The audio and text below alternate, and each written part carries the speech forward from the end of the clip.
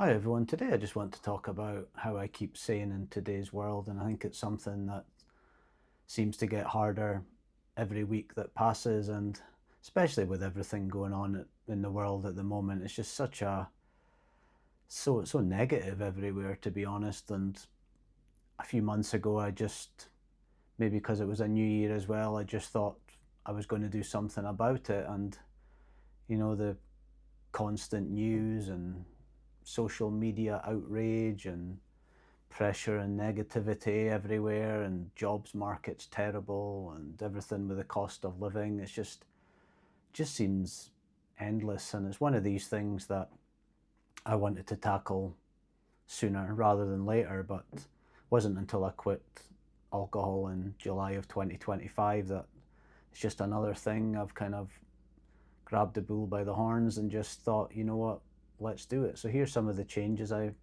did, some of the things I do just to try and, I guess, keep a bit more sane, to be honest. And I think one of the best things that you can do is to control what you consume.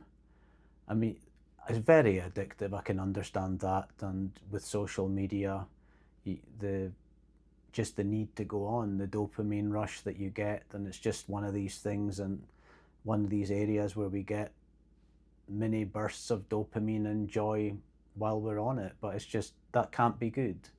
Can't be good, the long-term effects for you. And one of the best decisions I ever made, and I spoke about it in a previous video, is getting rid of social media. I think there's just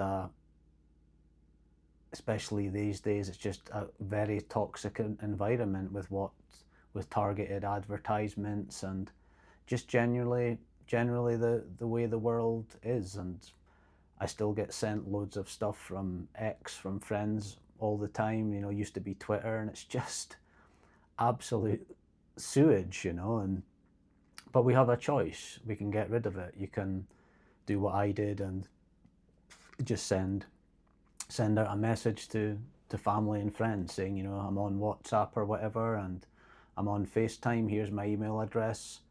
We can chat that way. And that, when I quit social media back in 2015, I think it was, that was one of the best things I ever did, and I absolutely don't miss it at all. And it was actually a relief once I got out of that habit of constantly scrolling through Instagram and reading posts that I didn't even really care about who wrote them, etc. What a wonderful decision that was. I also stopped reading the newspapers. I think it was really easy, just like social media. I used to have them tagged on my Google Chrome browser, and every day I would go in, I would start with the Daily Mail, and then I would move on to the Sun, and then on to all sorts of newspapers, Sky News, and you're just constantly reading the same doom and gloom over and over again. And we all know these days that, well, pretty much, I would expect most people know that negative headlines get more clicks, and with people not watching the channels, the companies, the media outlets aren't making any money from advertisements between shows, and the newspapers, nobody's buying the physical newspapers anymore, so they're losing money there, and the only way to get it is through clicks, pretty much, and through clickbait. And it can take a right toll on your day. And I found myself that some days I would wake up in the morning and I'd just see a headline or a news story that just really annoyed me, and it's just kind of a stupid way to start a day, so I got rid of them.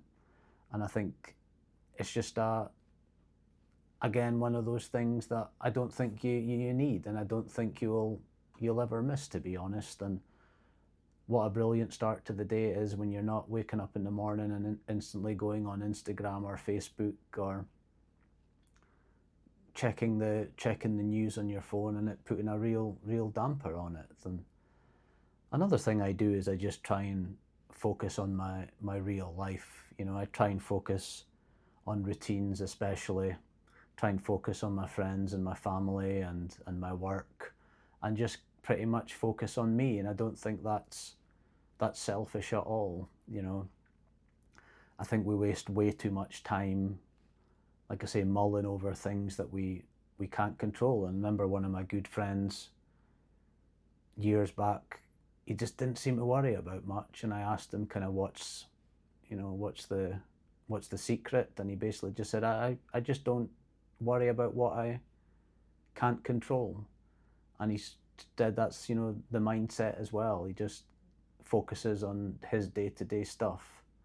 And I think I've spoken about it many times before, especially if you're quitting alcohol, that the routine is so important. I just think so many of us are habitual creatures. We need, I kind of need a 9 to 5, even if it was in my business days. I had to have a structured day, and at the weekends, I like trying to get up at the same time. It's just I just think it's a kind of great way to tackle life. I don't think we can do it with a scattergun approach, and just focusing, like I mentioned, on your friends, your family, people like that, rather than focusing on people on Instagram or news stories, things you can't control. I think changing your mindset is another key thing. How I keep saying. And one of the big things that happened to me when I quit drinking alcohol, and it would have been a couple of months, and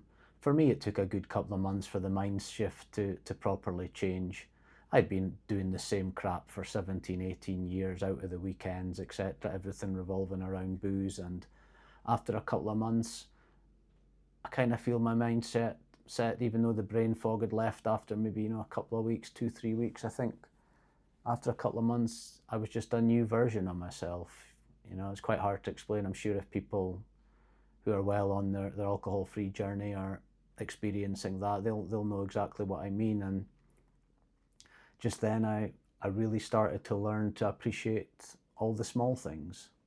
And I think it definitely does take effort on some, and some of it just comes naturally. I just remember everything kind of being numb before, and with that brain fog and all the regret, etc., and it's not a good place to be in. I just didn't have time to appreciate anything, pretty much anything, to be honest. And now there's so much stuff I just appreciate. The birds, and the sound of the birds in the morning, and the feeling of the wind on your face when you're out for a walk, and the feeling of the sun in the rain. And I just appreciate a quiet coffee in the morning, and a quiet walk, and just sitting having a meal as well. It's funny, it's just, and I think, like I say, that kind of takes a bit of effort, to be honest. And you're able to appreciate kind of these simple times, because like I say, I'm no longer focusing on stuff I can't control, and scrolling endlessly on mobile phones, and just idiotic things that give you no real value, to be honest. Another thing I've been doing is just protecting my peace. I realised about a month in that loads of my friends from my drinking days were just acquaintances. They were only really there because I'd probably come over and buy loads of drinks because I was in Edinburgh on holiday, and everything we did just revolved around drinking. And a month in, I realised that, and I think it's a tough one to take, that they're not really your proper friends. And it's a tough pill to swallow sometimes at the time when you realise that. But one of the things that happened is, around that time, your mindset starts to change. And I think I always tell people that you always have to look after number one, and number one is yourself, of course. You need to put yourself as the first priority, and protect your peace. And the amount of less drama I have now that I quit alcohol, and less drama I had from just cutting people out. And cutting people out doesn't necessarily mean that you just phone them up and say, I never want to see you again. With your mind shift changing, they drift away. I think all the toxic people drift away because you can't be bothered with drama anymore. You can't be bothered with pointless debates down the pub about nothing, about some political thing, and not every opinion kind of offended me anymore. I didn't really take it on the chin. I mean, even on this YouTube channel, you get comments about people saying things and some wild things, but you know what? You just take it on the chin. It's just a skill that you've kind of built. But again, you need to work on it. You need to kind of step away from situations if they arise like that, and like I say, always protect your peace. The final thing is just keeping things simple, and it kind of integrated into a few other points as well. Just keeping it simple.